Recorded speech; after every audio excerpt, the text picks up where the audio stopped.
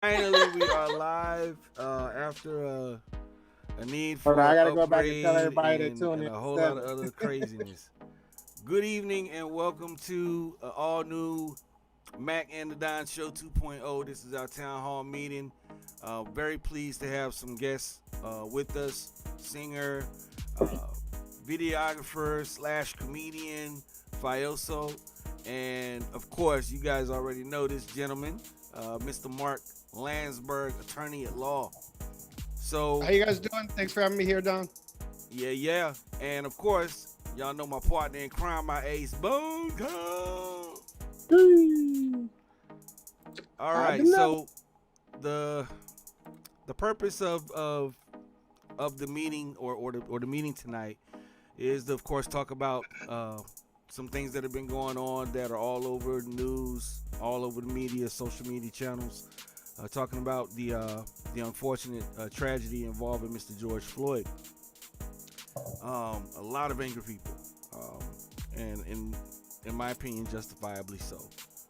But in as much as the situation angers us, um, frustrates us, disgusts us, what I wanted to ask of you, Mark, with you being an attorney and understanding how the law works, um, what now that the police department has fired all four police officers and kind of removed the protection of the police department, are these guys now wide open for criminal charges?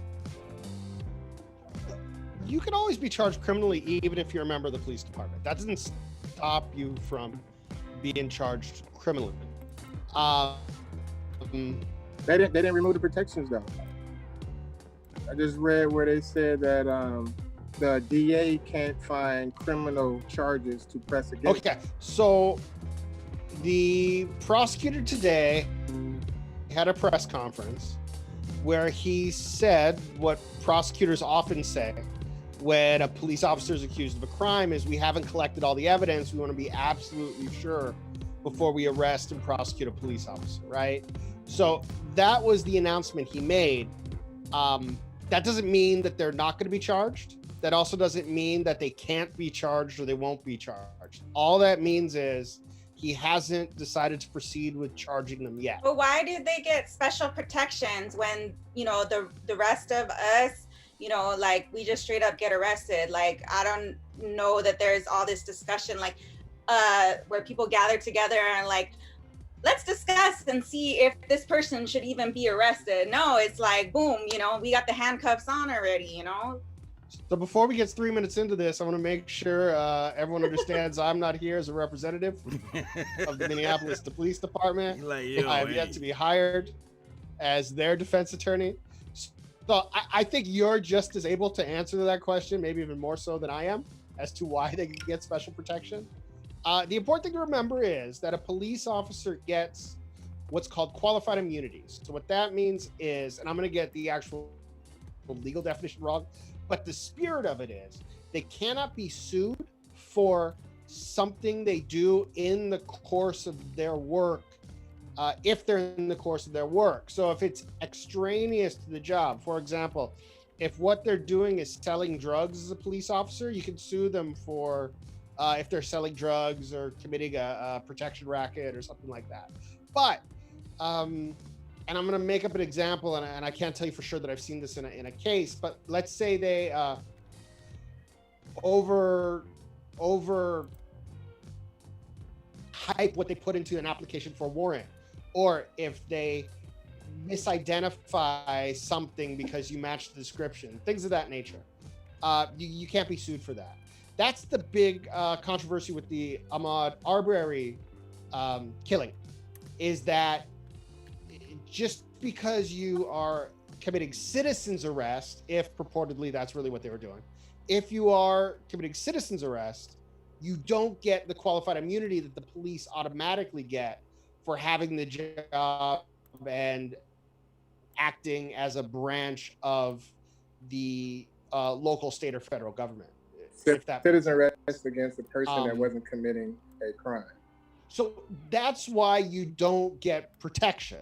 So, for example, if the police stop you, detain you, and then we find out later that the description was, he's a male between the ages of 5 and 500. He had hair and was wearing a shirt, and you match that description, right? Because that seems to be the way it works. And they stop you, they detain you. Maybe they detain you too long, but not overly long. It's hard for you to sue for that. Now, if a stranger does it because they're claiming it's citizen's arrest, you could absolutely sue for wrongful detainment. You could there's a question over what you would actually get as far as financial money. But you could absolutely sue for how you're wrong in that situation. The police officer, on the other hand, would generally be protected from a lawsuit, especially personally. Does that make sense? Did I explain that? Wow. Yeah. Which is why you should never engage in citizen's arrest. If you want to engage in citizen's arrest, stay far away, videotape the guy, follow him from a distance, is my strong, strong advice. If you engage in citizen's arrest and you're wrong, you don't have any of the protections, at least in the state of Hawaii, that you would have if you're a police officer engaging arrest under the color of law. So from a legal standpoint, let's say I'm one of those folks holding the cell phone, and I see them with their knees in George Floyd's back, their knees in his neck. He's begging for his life, literally. If I, as a citizen, intervene, and hope to God that I don't get shot in the process, but if I, as a citizen, intervene, do I have any legal protections for intervening under the law? If Probably my not. efforts were to save his life? Probably not. Wow. Probably not. Probably, and it's hard to say from a legal point of view. You have to let him die. You would be able to argue that at a trial type of setting, a necessity defense, right? It's functionally the same as self-defense. I had to hit the person because otherwise they were going to hurt my child, hurt my wife, hurt me, right? I had to hit the police officer because otherwise they were going to. There's certain situations where that is never admissible. Like the law specifically says, you just can't do that to law enforcement, meaning you cannot resist arrest, cannot interfere with something of that nature. So if you interfere, they're liable to shoot you. Well, okay, so there's a legal standard and there's life, right? Absolutely, you can get shot. And you're going to say, he was coming at me. Right. I didn't know what he was doing. I didn't have the suspect under control. I was escorting him to the ground and he was coming at me. His friend was coming at me and I couldn't see his hands because that's what you're supposed to say before you shoot somebody. So they're going to say that. And you're not going to be there to testify in your own defense. So are there certain holds, certain physical restraints that are barred from use by the police? So some of this is a little bit outside of my daily handling, right? My memory is, honestly, Do the Right Thing was all about a hold that the police weren't supposed to use anymore because chokehold. They used that hold to kill someone previously, right? I mean, the movie, Do the Right Thing. And then 20 years later, they used that on Eric Gray. The Gardner guy. Eric Gardner. The I Can't Breathe. He's selling. That was Gardner. Gardner, correct. Sorry, I was going to say someone else's name, but yeah, Gardner. So, yeah, like my understanding is that hold's not okay. At the same time, the training for police should not be focused on what's not okay. I would suggest it really be focused on what they can do to de-escalate situations and what specific procedures and orders they should follow to go in a particular route to de-escalate a situation or solve a situation the way it's headed. So I don't know that my answers to specific legal questions are the most important part of this. I would rather hear how you guys are processing this and how it speaks to you, both what happened as far as the killing, but also as far as what's going on in Minneapolis right now. To me, that's way more interesting than my sort of vague avoidance of your specific legal question. Okay. I see it as an outsider looking in, and maybe like I've literally gotten black people out of jail, so like I do have some insight into that, but I don't feel like I should be the one doing all the talking, honestly. Right. To some extent, I can understand why the riot and the looting is taking place. You know, for a lot of the same reasons that we saw riots in L.A. after the Rodney King incident. We saw riots in Watts, in Harlem, and in other places, Chicago, Detroit, and other places in the world back in the day for a lot of the same reasons. You know, being mistreated as a class of people by those in law enforcement, and people finally getting just fed up enough with it to say, you know what, fuck this, man. We gonna burn this shit down. You know, maybe then that'll get everybody's attention. Maybe then people will start to look this way and ask, you know, what the fuck is really going on in Minneapolis for all of this to go down. I don't condone, you know, basically destroying your neighborhood, you know, because now with all of those stores going, with those schools burnt down, with those apartment buildings burnt down, people ain't got a place to stay now. You know, kids are going to have to go to school someplace else now. So it's going to make it harder. They burned down the school too? I think it was like a preschool or something like that. I'm not sure. You know, you can't really trust what's coming out because it's probably all coming out in a blur and a flurry without a lot of cross-checking and confirmation. But the bottom line is, when you destroy the neighborhood that you live in, now you got to live in that fucked up neighborhood. And it's going to make life harder. So I don't really condone all of that part, you know, especially some folks just being opportunistic and, you know, looting stores. They probably don't even know what the fuck is going on. Oh, everybody else. Well, you know, it's always those optimistic people that's out there just for the looting aspect of it. Everybody else getting some shit, I'm gonna get some shit. You know, that kind of mentality. I don't condone that.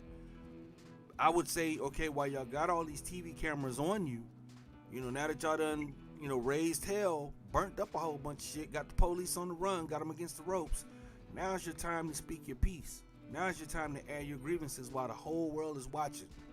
Now's your time to air your grievances. And if you don't, then you've missed probably the greatest opportunity that you're ever going to have to do it. And it's one of the, I don't want to take up all the time, but that's one of the things that, and I kind of have to allude to something else that happened over here. The whole Memorial Day shit at the beach. Okay, you know, but there was some parties at the beach, people trashed it. You know, a lot of the locals got upset, said some things. Some black folks got upset about the things that were said. So it was kind of like a hypocritical type of thing going on, where the black folks were upset that the locals were so upset that they were saying racial shit. But if the black folks that went out there to the beach had respected the land, there would be no reason for the locals to have been upset and say some shit.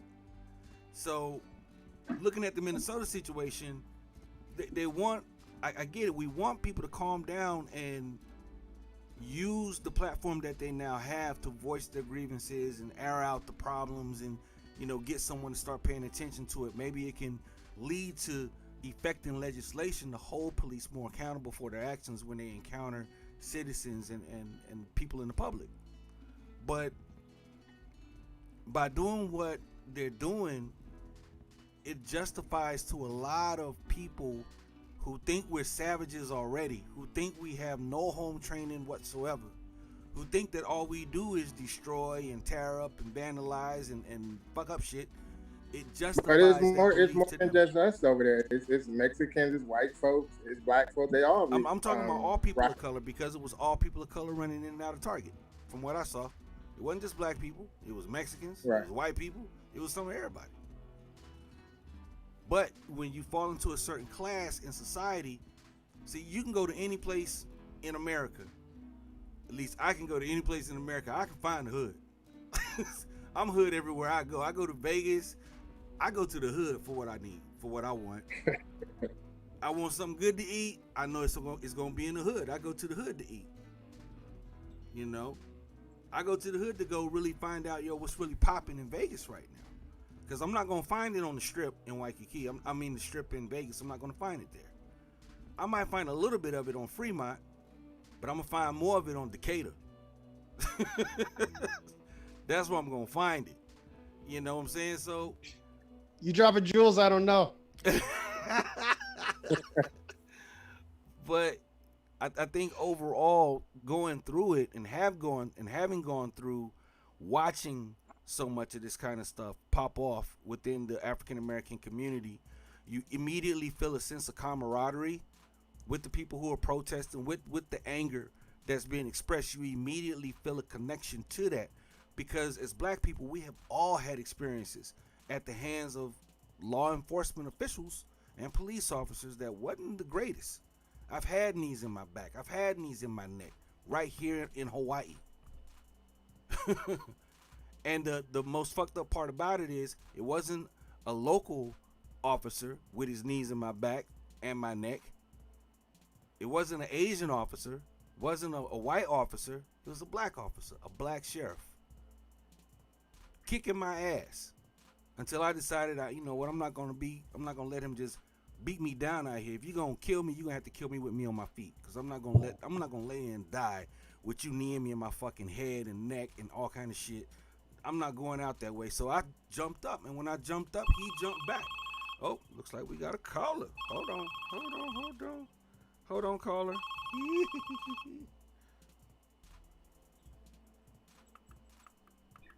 Hello, caller. How you doing? Hello?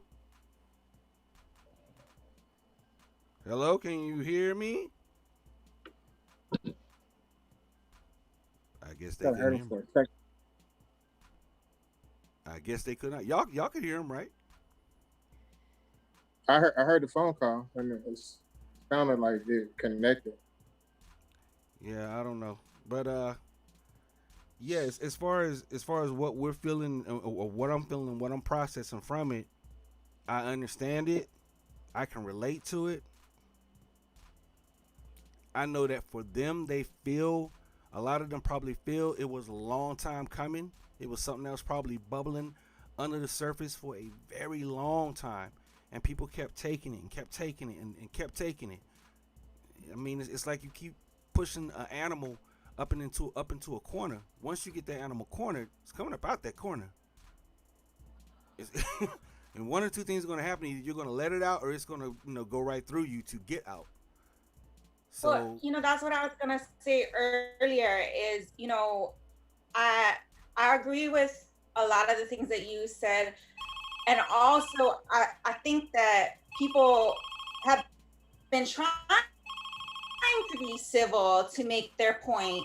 And then when it gets to the point where, the only way that you're heard, that you're hurting, and that, you're straight up getting killed by cops, and all of these things going on. And the only way that you can be heard is, to start looting or whatever. I they didn't want to accept the knee. I can definitely see that. Silent protest of the knee. So, right, is what you're going to get. We have done a lot of marches. We have done years to comply with a lot of things.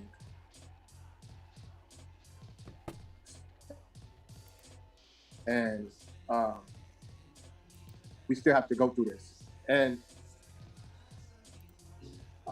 I was mentioning this today on my live, that things won't change until you really start attacking the root of the problem. As long as hate groups like KKK, Aryan Nation, white supremacist, Nazi groups, if you allow those people to exist in this great country of ours, those are the real terrorists. Those are homegrown terrorists. And that's the reason why we're still talking about racial matters today, because we still got these fascist people that's living amongst us that holds high positions in the world that are like this. Until you erase that ideology, things won't change.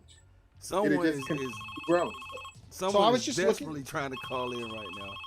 I was looking through some information, and it sounds as though they're reporting they might have known each other, actually. Hello, who is caller? George Floyd. Hi, I'm so sorry I'm late. This is Moana. Oh, this is who? Can you guys hear this? I'm sorry. Can you guys hear this? Yeah, I hear somebody said Moana. Yeah, I can hear. Okay, I can hear you. I guess when I'm talking to you, I can't talk to the rest of the guys in the room. So, did you have a comment that you wanted to add to the discussion about We could hear though. what's been going on? No, my friend just invited me to sit in on the call. She was one of the speakers. Oh, you talking? Are you talking about Oh, Fayoso? she's saying that she can hear me. Yeah. Yeah. Now they can hear you. I'm not sure if they can chime in right now, but Yeah, I given can hear that her. you kind of have an understanding of what we're talking about. The whole George Floyd incident, and it kind of seems like it's the culmination of a string of incidents in which Correct. police officers have been killing unarmed people of color. Right. What is your take on that? As far as how does that make you feel to see that? Being that you live here in Hawaii, and we're kind of detached from those type of things being a part of our everyday. How does it make you feel Right. though to see that? So even though I do live here, I actually was born and raised in the mainland, and my dad is Samoan, full Samoan, but he's very dark, and so we've been exposed to that type of just basic blatant racism. So seeing the thing with the George, and then the incident in Central Park with that lady and her dog, it's really just infuriating that right now in 2020 we're still having to deal with this shit. Sorry. No, feel free to say what you want. It's absolutely. The police are abusing their power, and it's like I don't think that racism, as far as the police, is new. I think what's going on is now that the technology is there, so everybody is more aware of it. Because before it was just us complaining and bitching about the police, and everybody's like, yeah, sure, that's what they really do. But now people can see it, and they're like, oh, maybe they really did have something. There really was something behind this. When people have been complaining and making accusations for the past however many decades. Technology But it's has caught up. I'm sorry, go ahead. I was going to ask, technology has caught do up. you have any? Yeah, I think someone said kids police of your own? brutality is not new. Teenagers. The Okay, videotape of I- police brutality this is kind of what's new. stuff does it Yeah. make you fear for the safety of your kids when they're out and about? Absolutely. So I have 3 daughters. My oldest daughter is actually not biologically mine, but I've been raising her since she was a little under 1, and she's half black. So even when her and I would go out, we would get looks, and I'm like, okay, so I'm not white. Why again in 2020 are people so judgmental and so surprised to see, people who are not white walking around? It's a good question. And I have two other daughters, and I have to tell them all the time. Like, I actually just put them all in self-defense classes, and I'm going to take them Wow. to the range, and I'm going to get them licensed to know how to defend themselves and shoot a gun, because that's the day and age that we're in right now. That's a good mommy. As far as I'm concerned, that's a good mommy. Yeah. Make sure you. I know they how keep to asking, defend like, when are we themselves. going to the range? We have to, because people are ignorant. People are just. Well, And again, I don't think that this is a new thing. I think it's always been there. But thankfully for cell phones and the internet and Instagram and Facebook, now it's bringing more awareness to all these other people that are out there that just thought we were full of shit. Well said. Well said. white supremacy Well, I is definitely running wanna thank you rampant in our for country. calling in Yeah. to the show Of and, course. and giving us some input. We really, really appreciate it. Of course. Good luck. Thank And you. I'm so sorry I can't hear anybody else, but thank you guys. You have a good night. They can hear you. You too, Oh, man. okay. Okay. Bye. Bye bye. What is it? She couldn't hear us, or what? Could she hear us? All right. So now we can all hear each other. So how do you guys feel about that? As far as what she said. I mean, yeah, it's like you said, it's a new world we're living in, and it's only been getting worse over time. And sadly, it's because we don't attack the root of the problem and the issue. When we allow hate groups to exist amongst us and not treat them like the terrorists that they are, we're gonna keep having these issues and these problems. So how You difficult? can't have groups like KKK and Aryan Nation and white supremacist groups and Nazi groups existing amongst us because they clearly have a directive to eliminate minorities. So how And I, difficult do you guys think that it would be for us, and I mean any one of us sitting in this chat right now, this video chat? How difficult do you think it would be for us to do something to affect legislation that would ultimately result in more police oversight and harsher penalties for police officers, those who are expected to operate at a higher standard than the average citizen when things like this occur? What can we start doing as citizens to broker that change? ask a representative to sponsor a bill that says exactly what you just said. I mean, Number one, the prosecutor's election is coming up this year. There's at least 4 people running. There's at least 3 decent choices. Are you? I'm one not of here them? to tell you who to vote for. You guys absolutely should look into that. If you want to know who's going to prosecute cops and who's not, there's people literally running, making that part of their platform. And you should look into that, and you can figure it out. And that's, if you want cops prosecuted, vote for a prosecutor. Like, that's it. Like, if you want your house to be clean, you buy a new vacuum cleaner. If your house isn't clean, you upgrade your vacuum cleaner. Literally, the prosecutor's job is to prosecute people. Figure out who you need to vote for to get the person you want prosecuted in there. Trump keeps firing people till he finds the prosecutor to prosecute the people he doesn't like. Well, he's also We don't have to do that. We don't have to fire anybody. We already haven't fired the guy who's been getting paid for the last 2 years. We might as well look into it. But the election's literally coming up. Months, weeks. Yeah. So that's well, us. You don't even need to do legislation. You just need a prosecutor saying, "Yeah, I'll do it." Okay. Well, Sorry. that's one of the things I wanted to explore was, possible solutions. What can we do? It's enough for us to talk. It's enough for us to march and wave signs and feel bad and, then go about our merry way. What can we actually do to effect change? Put something into action to effect change. Kind of wanted to wheel back around to the situation in Minneapolis. I know we know at least one person in Minnesota. Talking about, brother Doug Late. It's cold in Minnesota. Doug Lindbergh. Yeah. Mr. Chicken King.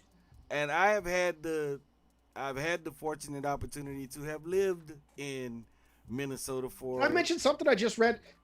Don. Oh wow. Go ahead. oh, I learned something new about you. Yeah, I lived in Minnesota for a while. I didn't know you lived in Minnesota. As an inmate. Yeah. But one thing that I saw though, It wasn't by choice. No, it wasn't by choice, but I did get to see Okay. how All diverse right. Minnesota is. I mean, there's a lot of Sudanese there, a lot of Somalians there that that came over as refugees. So there's a lot of people of color in Minneapolis. Minneapolis is like this huge melting pot. So I met a lot of Native Americans, a lot of Sudanese and Somalian, Black, Hispanic, you name it, it's there. So looking at how diverse culturally the place is, I mean, whatever. I don't think that George Floyd Did you just freeze? is the whole story. Yeah, the thing just froze. I think it froze.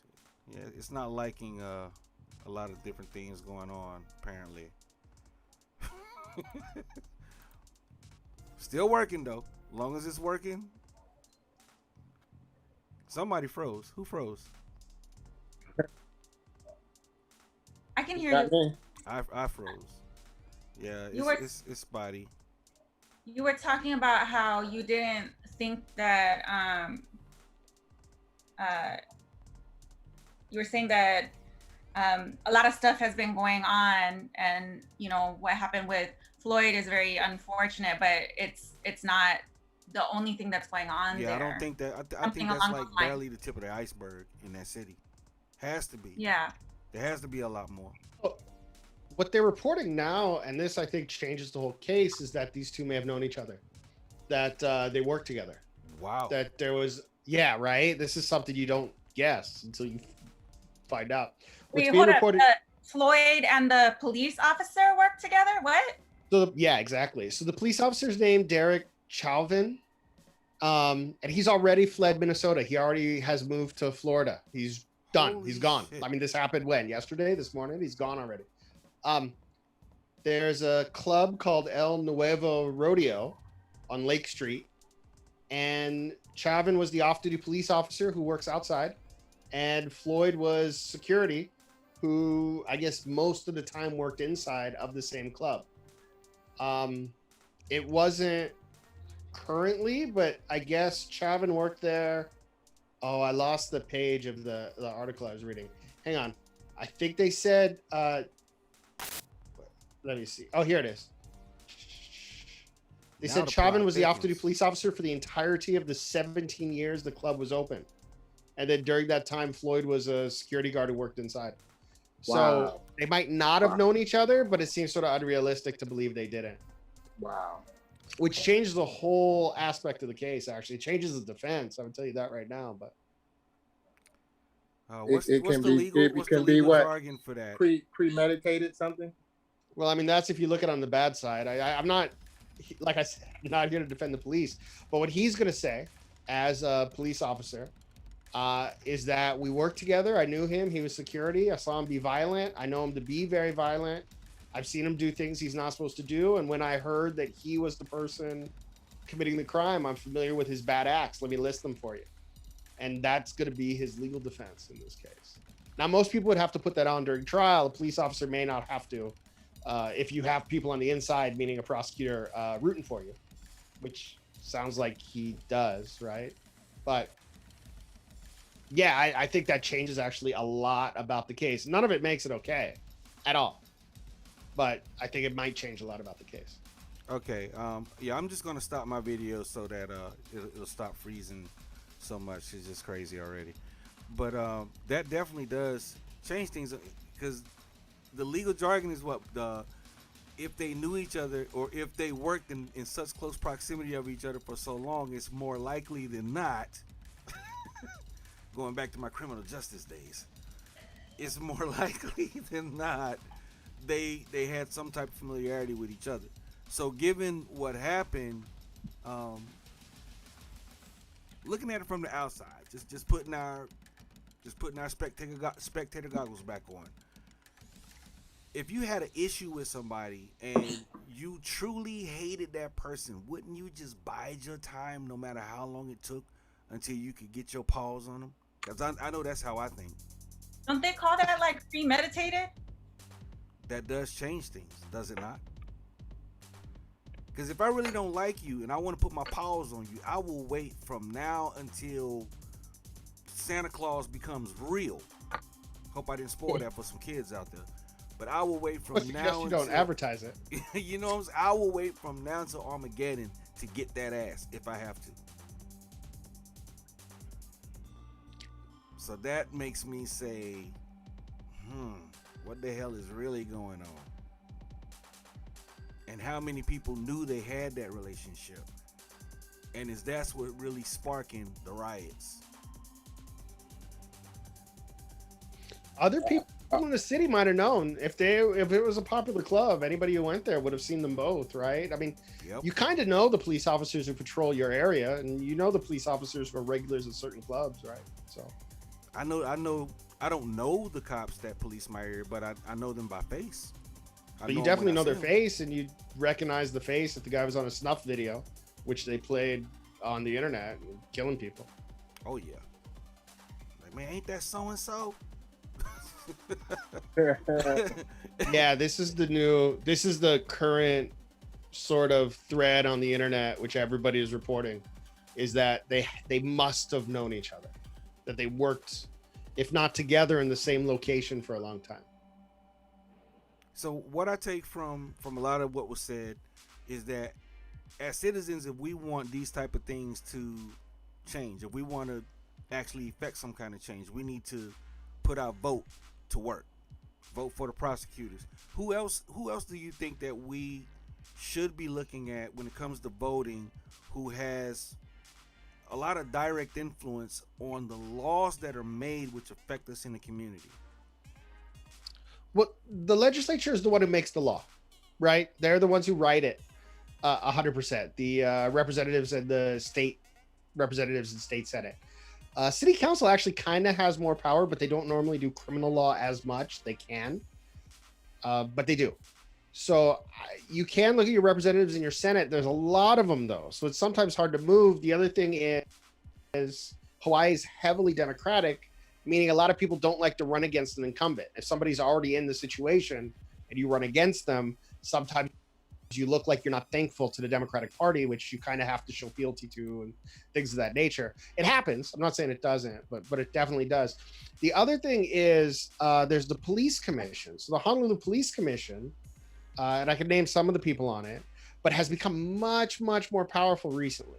And I mean, in the last few years through this whole Kealoha thing. So maybe some pressure, not so much pressure on the Honolulu Police Commission, but and then the other thing to do, which I think is very, very important, is we have to applaud good cops. Okay. So it's always very important, not just to say all cops are bad, and I'm not saying that because I'm an apologist in any way.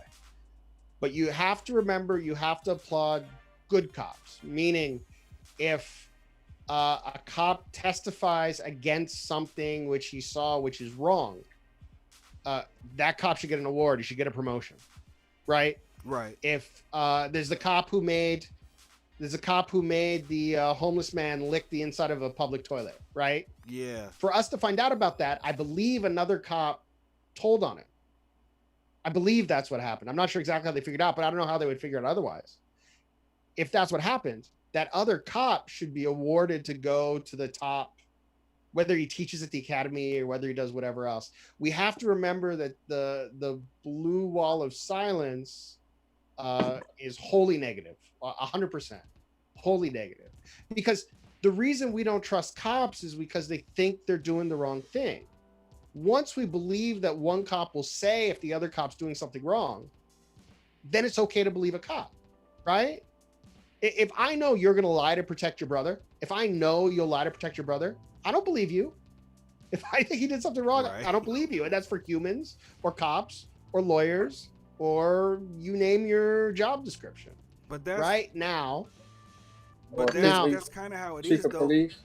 And I think Lamar. No, exactly. I think Lamar can echo this. In the black community, we're taught that, cops are the good guys.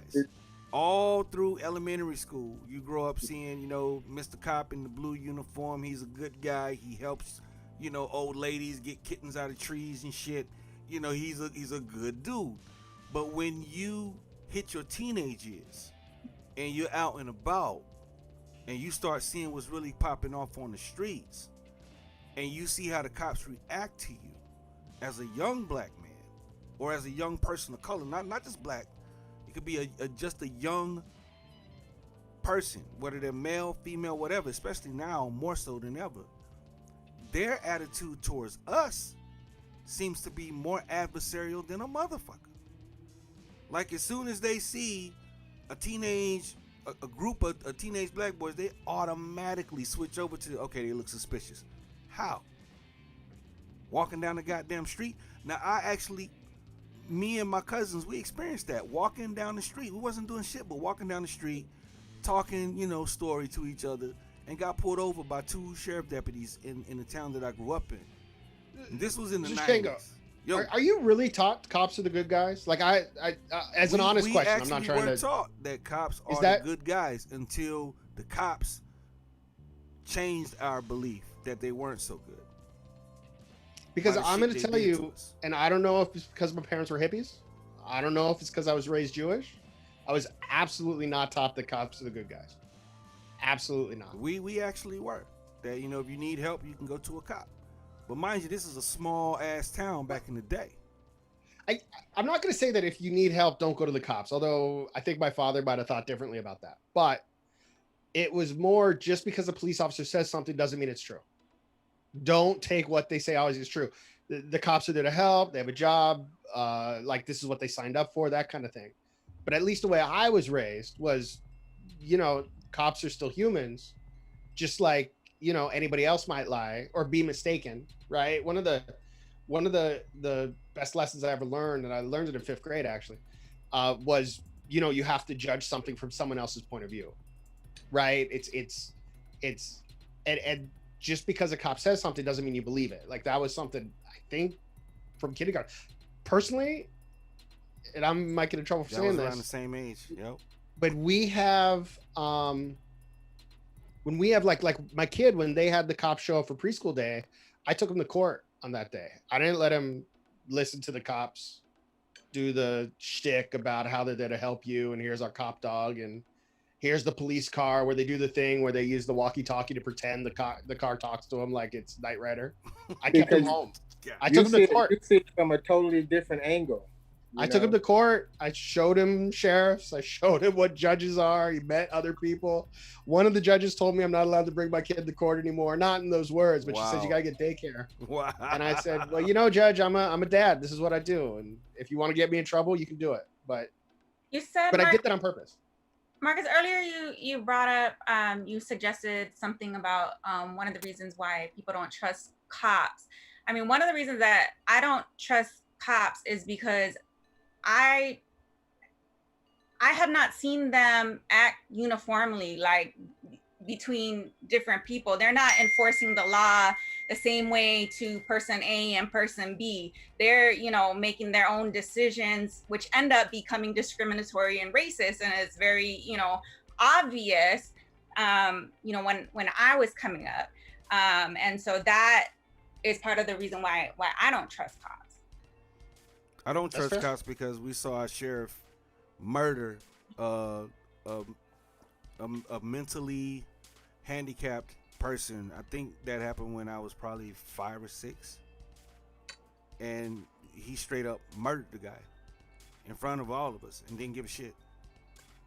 And from that day forward, my mom and my dad, they were like, yeah, we know we taught you guys that cops are the good guys, but all of them ain't good guys. And that dude right there is not a good guy. And that's probably the one white man, and I don't mean to make nobody feel bad or nothing, but that's the one white man that literally would scare the shit out of me just by the way he looked. He had like silver white hair, blazing blue eyes, so I thought he was the devil. He looked like the devil to me, like the pictures you see of someone playing a character that's supposed to represent the devil, that blazing white hair and stinging blue eyes, and he just would look right through you, and in a way let you know I can kill you and nobody will care. Because I'm sure I can tell you how we all are different.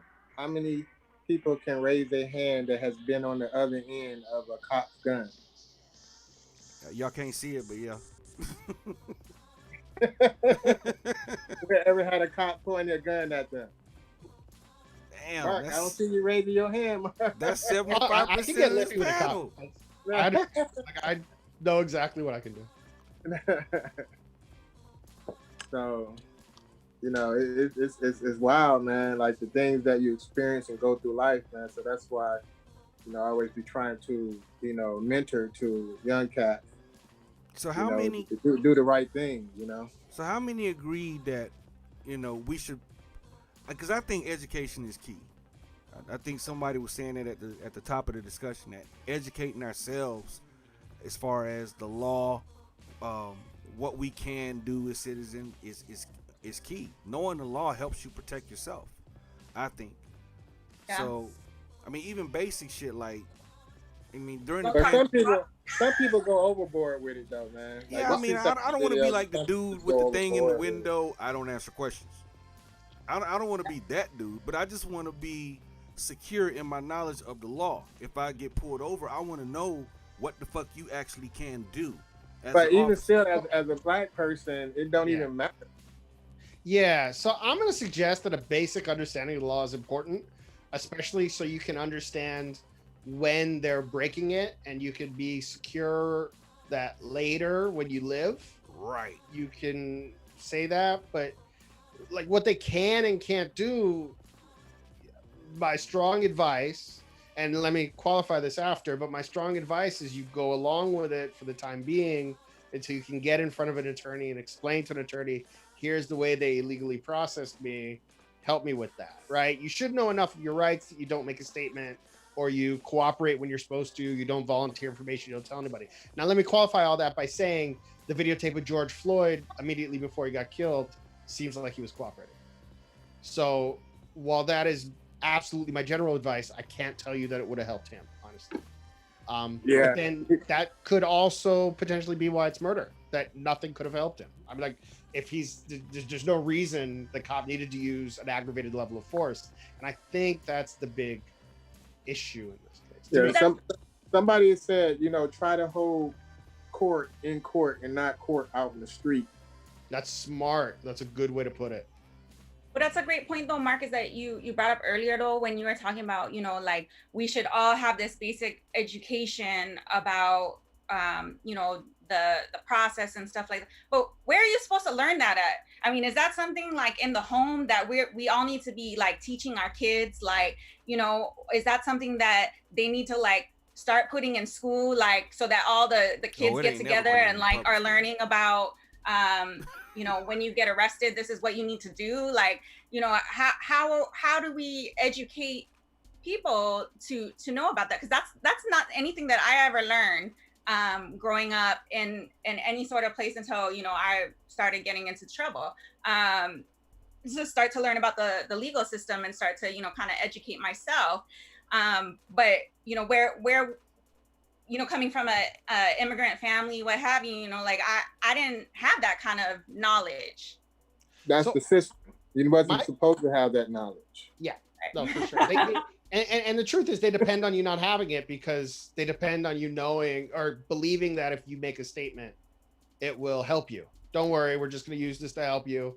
Excited I mean, we can't use it against you if we want to testify, but if you want us to know what happened, I only know what they're saying. And what they're saying is bad for you, right? So you might want to clarify it, right? Have you ever gotten pulled? I learned a lot of law from getting pulled over for DUIs and actually spending some time in jail cells. But there's this trick that they use, excited utterances or some shit like that they call it. They pull you over and they keep talking to you and keep picking because they want you to open your mouth and say something. Don't say shit.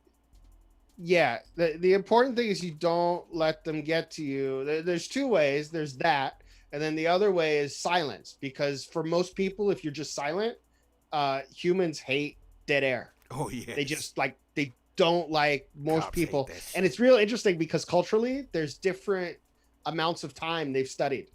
Where I'm gonna make things off the top of my head, but like Spain, it's half a second. Where meanwhile in like Norway, for example, it might be 6 seconds they can wait, but they can't wait much longer than that. Like we just can't. And Americans have a low level. So if you're just silent, usually an American will start, especially if they're in handcuffs or in the back of a cop car, will start being like, man, my wife is going to hate me. Man, I'm going to get in trouble. Like, well, and people will run off a diarrhea of the mouth. And that's not Fifth Amendment because no one asked you a question. You're just talking. And that's I've learned that the hard way. And if you make a statement, it comes in. Generally. Shut. So. Don't say shit. But to answer your question, sorry. No, go ahead. To answer your question, also, what I would tell you is my kid is going to learn it from me. I might have learned the basics in school, but I think more we learned it from each other during the break. I think.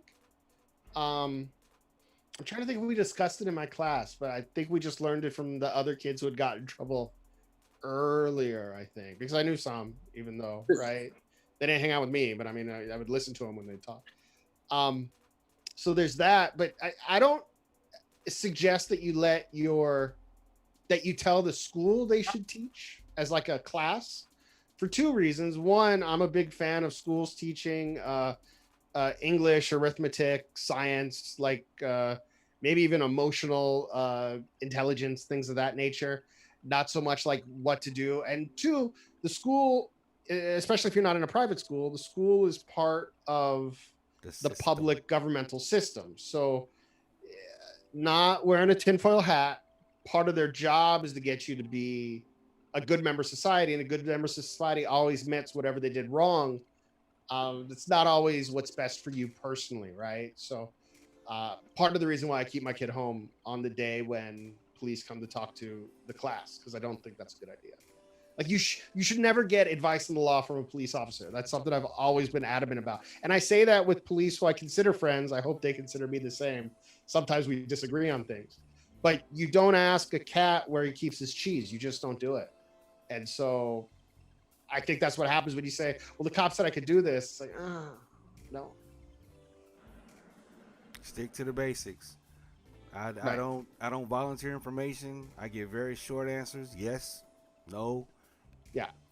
And if keep your hands where they can see them. You answer what they want. If they want paperwork, you give it to them. If they want to search your car, you say no, because there's no reason for you to let them, right? And then you don't make a statement, because there's all sorts of reasons. And I mean, and just to put it, and this might be far away from what we're really supposed to be here to talk about. You like the way I started at the beginning saying I'm not here to be the focus of this, and then I won't shut up for the whole thing. So no, that's not Mark, is it? You know me well. But I mean, if you make a statement and you admit to something and it's true, you're in trouble. If you make a statement and you mistakenly speak and say the wrong thing, but you admit to something, you're also in trouble. If you make a statement and the cop wants to lie about what you said, he could lie about what you said, and then you're in trouble. Or if you make a statement and the cop just misunderstands what you said, like he was listening to something else, or he was distracted, or you coughed when you said not, for example, and he misheard that part, you get in trouble. And if the cop just wants to lie and frame you, then you get in trouble. So none of those things can happen if you agree that you're just not going to make a statement, right? But then we get into a real big problem, because I don't want to live in a society where Black Americans, for example, can't call police. Because if they call police, they think their friends or their family are going to get shot, or they're going to die, or something negative is going to happen. I don't want to live in that country. That's not the way it should be. So there's something else we got to fix with that. And what we have to do is fix the training. We have to fix the procedure, and we have to fix the reward or penalty system, which currently supports police officers covering for each other, right? Which in like war, for example, you want your soldier to cover your back. Right. In the police department, under the line of fire, I completely get it. But we also have to figure out that there's a higher purpose they serve. And they have to understand that if you see someone breaking the law that you want to stop, you don't punish the guy who's reporting, which is across the board nationally, unfortunately, what seems to happen. Okay, ask me this. When they do Oh shit.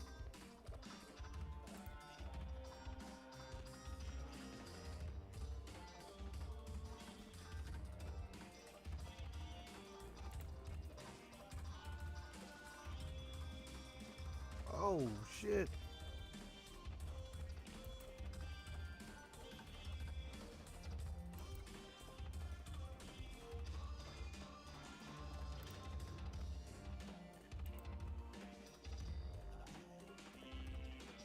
Can y'all still hear me? God damn. Hello? They know you from the meeting, right? So that's how you got the job. And I'm not saying that's Hawaii. I'm not saying that's everywhere, but what else can I say, right? Like, of course you shouldn't be allowed to do that. And of course, the second we find that out, they should not be in a white supremacist group or any racially negative organization, right? They could absolutely be in the Scottish Bagpipe Association. I'm okay with that, right? You can be in something that talks about different parts of white culture. I don't have a problem with that if white people actually have a culture, right? But I'm not white supremacy. I think that needs to go. As a Jewish person, and we fought World War II, to defeat the Nazis. And I want to say I appreciate that. I want to thank you very much. How do you explain America letting Nazi groups and all these white supremacists to thrive and organize and spread more hate? What is the whole sense of us going over there to, go through these wars and that we let this infestation continues in our country? It's called the First Amendment, You my brother. The First Amendment.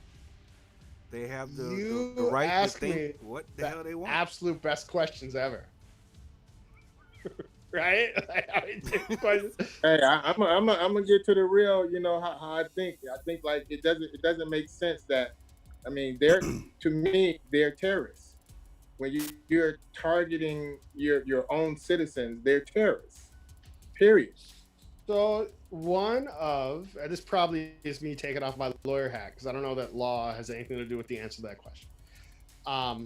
One of the easiest ways to get rich is to pit people against each other, right? Whether it's rich versus poor, or whether it's Raiders fans versus 49er fans. You pit people against each other and you can make money off it because people are willing to cheer for it, people are willing to root for it, and people are willing to fight for it and spend money on it.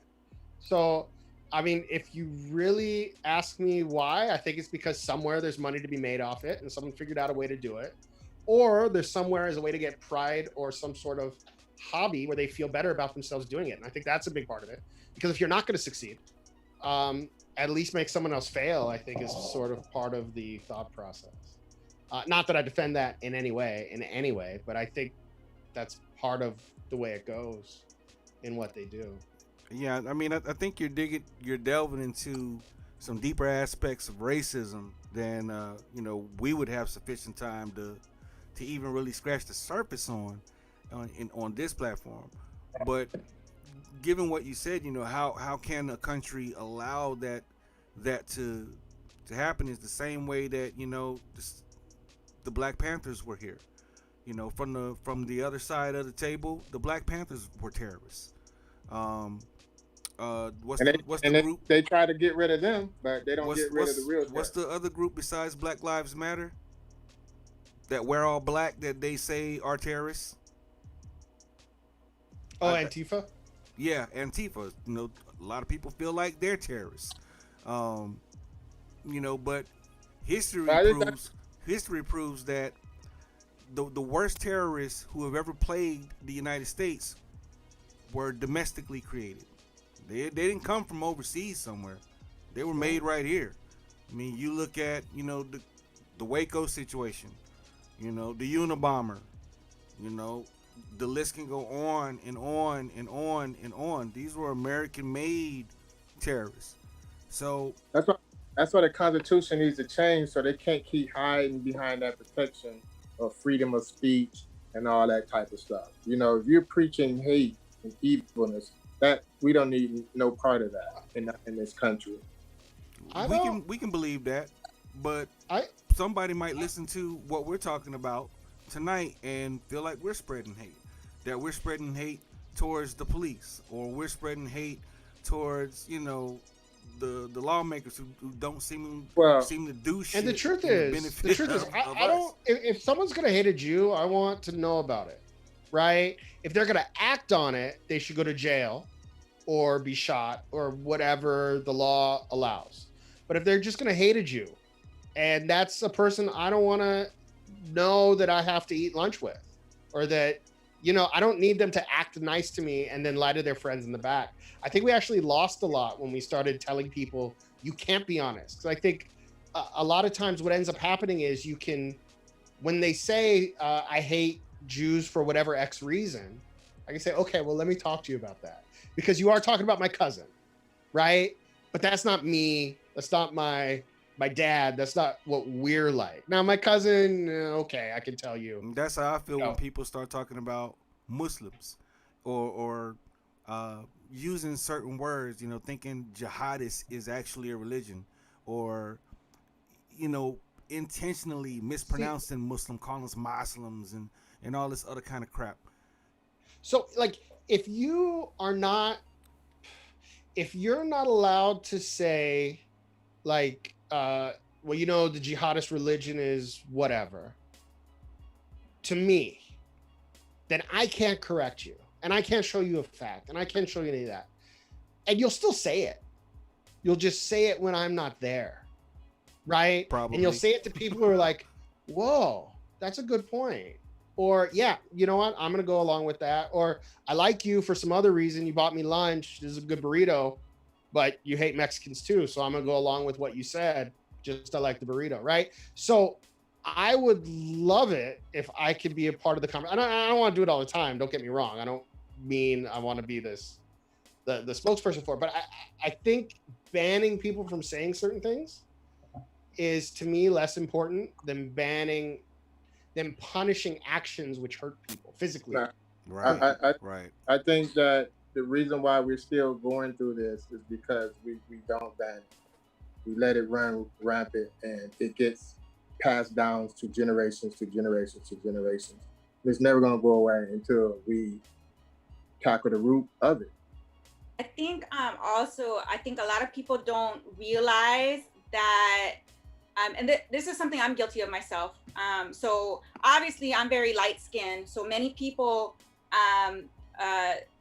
they perceive me to be straight up white, even though I'm half Samoan. I identify as a Samoan, and my mother was white, my dad was Samoan, and I have heard people say very racist things against Samoan people right in front of my face, and I didn't know what to say, right? Like, I just didn't have that knowledge, you know, when I was a little kid, or even when somebody would say something racist to me. Like, I really didn't know how to combat that. I didn't know how to have that conversation. And now I'm learning that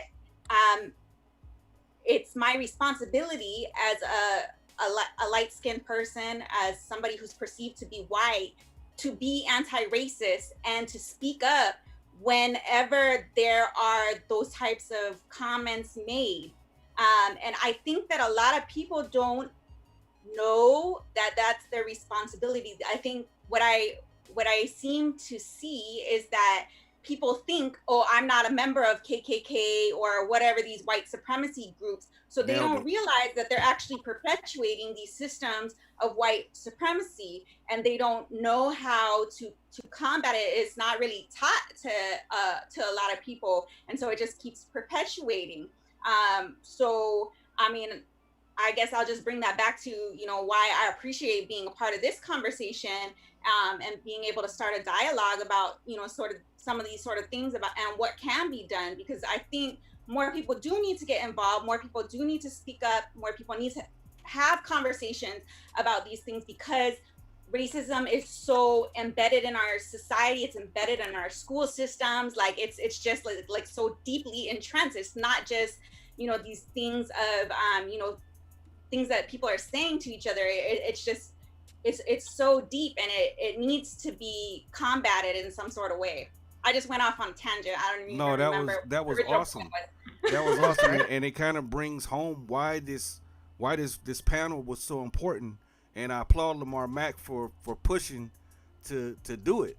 Honestly, I was tired of shit. I would have probably been asleep because I was tired as hell. But I'm glad that it did take place, because there are people of color, people who are, you know, from the mainland over here, who think that locals don't care about what happens on the mainland. And by having you here, by having Mark here, me and Lamar, we're all different. Me and Lamar may both be black, but, you know, I'm West Indian and a Muslim, you know, and Mark is Jewish, and you're Samoan, and or what, you know, Hamo. Is that the term people like to use, Hamo? I'm Samoan. There you go. They call it they call it Akasi, but that's a whole other racist term. We're not going to get into that right now. Okay. Yeah. But I think that having a panel like this kind of opens up the roads and the doors to dialogue, and that's something that I was encouraging in another group that I got kicked out of, or no, that I voluntarily left. I'll put it that way. I voluntarily left. But my whole point was, peace and deuces. yeah. This is but the story my I whole wanna hear. point was, it's easy for us as black people to see everything as racist and react to it. You know, instead of taking our time to respond to it. Reacting and responding are two totally different actions. Reacting is pure emotion, instinct. Whereas a response is you take pause, you think, you plan your response. And that's what I was encouraging. Instead of, having two, ethnic groups or racial groups going at it over what happened over the Memorial Day weekend on the beach, if the locals who were upset about it were of a mindset to say, you know what we need is ho'oponopono, or a meeting of the minds, so that we can educate them and let them know why we're so upset about what we saw on the beach. If they know why we get so upset about that, then they probably wouldn't do it again. But instead of the group seeing it that way, they got pissed off and, oh no, they're being racist. They're just being racist. Well, goddamn, I mean, if as soon as somebody says something to you, if you think they're being racist and you completely shut down, nothing's gonna change. Those same people are gonna go to that. They're gonna go to that same beach again and fuck it all up and have more locals thinking that that's how we are. And it's, I would it's like a to piss say, poor representation. I would like to say on that what if somebody that was an outsider came into their city and their town or their hood Exactly. and threw a party and fucked up, they would be the exact same way. Exactly. They would be the exact same way. So I'm like, what y'all thought? That they wasn't gonna feel a certain type of way? And not to mention, everything they did was illegal. Illegal alcohol, illegal gathering, no social distancing. It was maniacal. It was irresponsible, to say the least. It was irresponsible as shit, to say the least, and a very piss poor representation of Did anybody a get group of arrested? people that should be held to a No, higher standard. I don't think nobody got arrested, but Cited? I'm still doing an investigation for the people that didn't have the permits and Gotcha. didn't have the liquor commission is involved because people that was unlicensed alcohol being sold. Crazy. And I always say, man, like Hawaii is a who you know kind of state. If you don't connect with the right people, this is the type of stuff that you're gonna face. Period. So I appreciate you guys very much. I apologize. I told you before I'd leave at 8:30. Yes, sir. And you're 20 minutes late. No, it was I wanted to stay in. I'm gonna call them and say I got stuck in something that was way more important. So, hey, but I can't do it forever. Man. So I appreciate your time. I appreciate you letting me act like I know something about anything. And anytime you'll let me pretend, I'm always back, and I'm trying to stand with you guys. Whatever. Well, I would definitely love to pick your brain some more on some other points, but I guess we'll have to do that later. I want us all to be successful together. All right, thank you guys very much. I appreciate it very much. I DM you. I got another question for you. I'm gonna DM you later on. I know it's gonna be something like, how do we solve global nuclear proliferation? Oh no! Ask me stuff like this is gonna be a legal question. Being that World War I ended with I need advice on. What do you think? All right, my man. I appreciate. What about this SpaceX launch? Could you do the math for me so I can be clear? All right. Thank you guys very much. You have a wonderful night. Thank you. You too, Mark. Keep talking about it. Don't give up just because of me. But yeah, man, I think overall, the point of this conversation, the point of this whole panel was to explore different viewpoints on what happened, look at it from all different angles, and actually entertain some solutions, even if they were lofty and out of reach. I would love it if we as citizens could affect legislation to set a precedent with our state, that if you're a police officer and you use excessive force and it causes someone to lose their life, you're going to be prosecuted. No ifs, ands, buts about it. And especially if they're unarmed.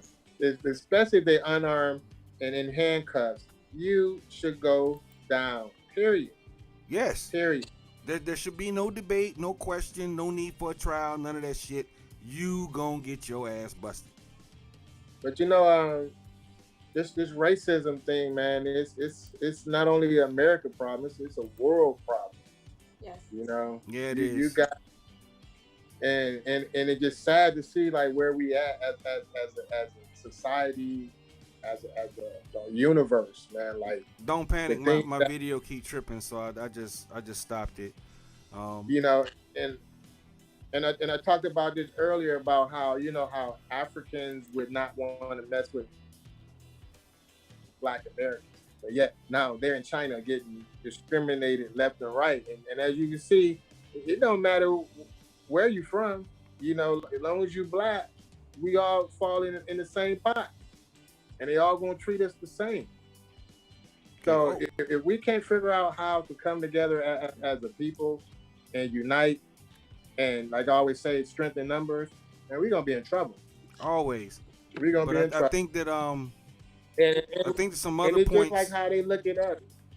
I think there's some other points that were made by you, by Mark, by Fioso, kind of lead to another ultimate conclusion that within our own homes, within our own holidays or whatever you want to call it, we need to start fostering a culture of legal literacy. I don't know how else to I don't know how else to That's a spin it. great term. I think that we need to start fostering a culture of legal literacy, and not only that, getting involved in local politics. I think that is oh shit. What just happened? Can y'all still see in here?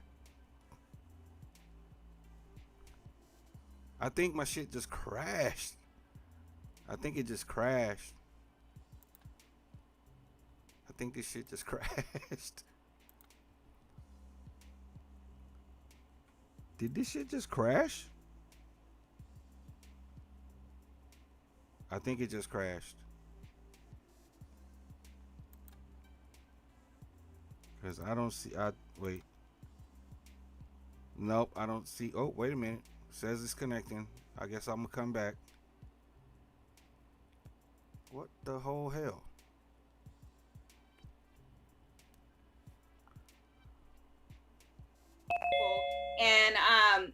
And it's just so slow to happen. I crashed on this side. I was gone for like a whole minute. Oh no, you're frozen. Am I frozen? No, No, not you. I just turned off. I turned off my video because it kept making this thing do funky stuff. Well, I mean, just like when I asked the question about who has been on the other side of a cop's gun, that's us three. We all have. And a lot of times it boils down to your economic bring up, where you are economically, where you come from wealth or you don't come from wealth. So when you come up different, or you come from a background, we're gonna see life differently, totally like different than how Mark sees life, because his journey was totally different from ours. Yeah, and So for me, I mean, I find it frustrating when just for that same reason that you just said, when you're trying to actually make some social change and make things happen, and you're trying to talk to people who cannot even see your point of view because they have a totally different worldview. They're not, yeah, experiencing these types of things. It's There's a really cultural gap. frustrating. There's a generational gap, and the it's a lot of generation right different now, gaps.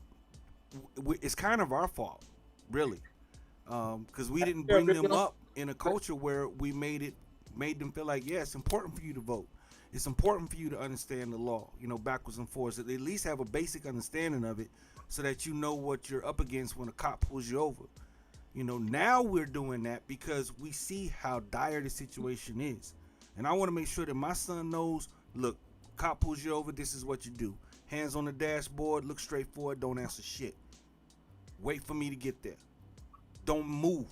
Don't even blink. Don't give him a reason to elevate the situation. And it's sad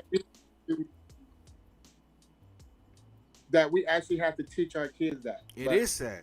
Other nationalities, they don't have to experience that. They don't teach those kids those life-saving skills that we know we have to teach our kids that, because that's the reality that we live in. Our reality is different than the average American reality. You know what I'm saying? And like you said, Fael, so you're not going to get taught that in public schools. Why? It's because public schools is basically like we are in a like a B college. You know, what do they first thing they ask you to do? You go to public school. What job you want? They don't ask you, oh, what business you want to create, what how you want to be a boss. No, they ask. Want to So it's like be it's the when you B grow college. up, yo boss. The B college. So when you fall in certain economic levels in life, you're gonna get the low end of everything, or you're gonna get what the system is at that time. Which, like us, I think that the penal system should be taught a lot, especially in the public schools, because are the more likely ones that's going to end up in the penal system. But they don't teach you about felonies and why it's important not to go to jail and how that can ruin your life. They gloss Actually, over they that. do. Why? Because it's Actually, big money they do. to have us in jail. Actually, they do. They just veil it. They veil it in different things. And we're gonna wrap up. They gloss over it. We're gonna wrap this up in like 2 minutes. So, or we'll do 2.5. Well, how shit? We'll do it in 3 minutes. Everybody get a minute. So we'll let ladies go first. So you'll wrap up 1 minute. Go, Fioso. What am I doing? Just wrapping up. Your final thoughts. All right. Well, just basically, thank you so much for giving me the opportunity to converse with you guys about these topics and providing a space to talk about it, and for people to listen, even if they're not on the line right now. Hopefully that they'll be able to take the time and process some of it and think about the types of things that they might be able to do to actually make some sort of change. It all starts with at least having a conversation, and some sort of awareness is the first step. So thank you. Awesome. Lamar Mack, your 1 minute wrap up. Go. I don't know if it's gonna be 1 minute, but I'll try. Keep like it to an a minute, video bro. But man, like today was a informational type of day, and we just got to do better as a society, as people.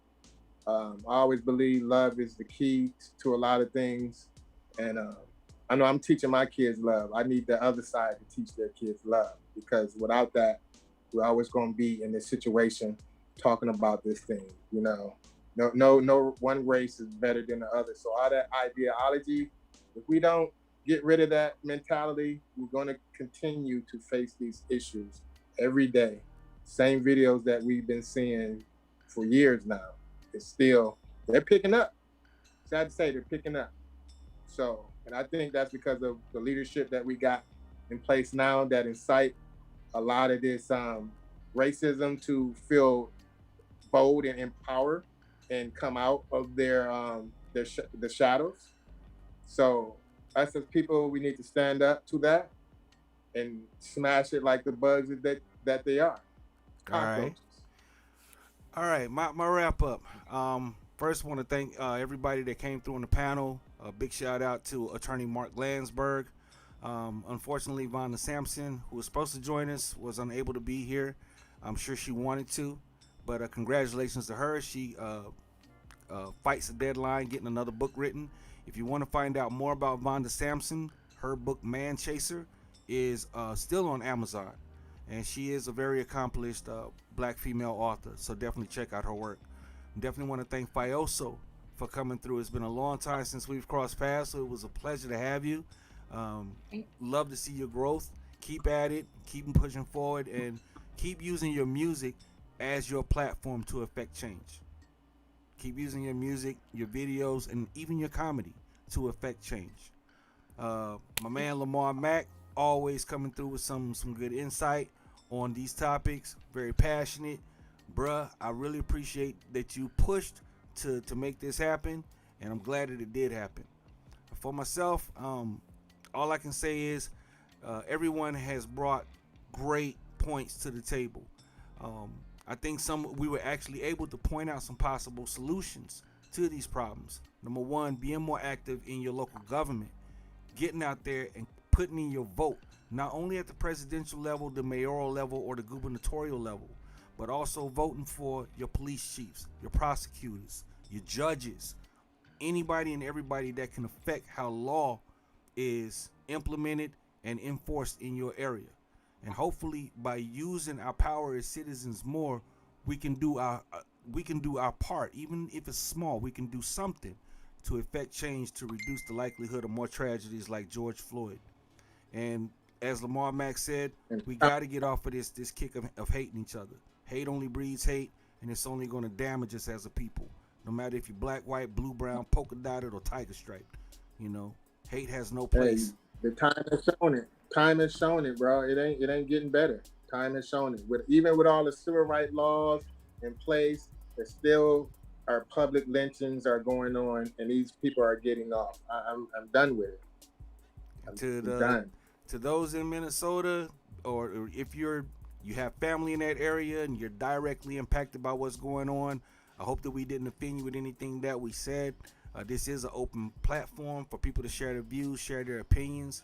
So hopefully no one was offended, and hopefully your people will stay safe during this crazy time. So that's gonna do it for us tonight inside the Mac and the Don Show 2.0 Town Hall Meeting Edition. I want to thank all of you guys for being a part of it again, and if you saw it, great. If you didn't, try to watch it tomorrow. Let them know where the replay gonna be at. The replay is right here on my Facebook page. No place but. Right here on Facebook. Is it on Shango Ronald, or is it on the Mac and the Don? Nope, my user timeline. But I'll be sharing it all over the place, so they'll see it. They will see it. Make sure you share it in your favorite group. Huh? I said make sure you share it in your favorite group. Oh, they don't want to hear from me no more. I ain't black enough.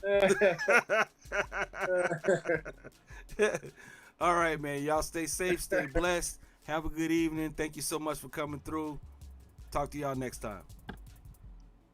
Sweet.